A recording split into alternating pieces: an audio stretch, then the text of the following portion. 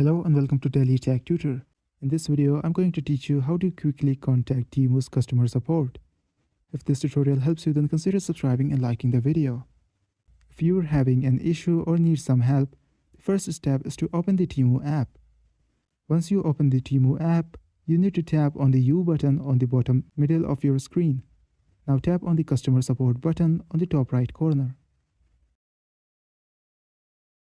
Tapping on it will take you to the Help Center where you can browse common questions. You should see if you have any of the issues relating to order, shipping and delivery, return or refund, product in stock, managing your account, payment, or security. If yes, then you have to tap on that and follow the instructions to get your issue resolved. But if you have a problem that is not mentioned anywhere above, then tap on Contact Us button below. It will connect you to a chatbot where you have to share the nature of your problem and it will try to sort it out. This is for today's tutorial. If this video helped you, then consider subscribing and liking the video.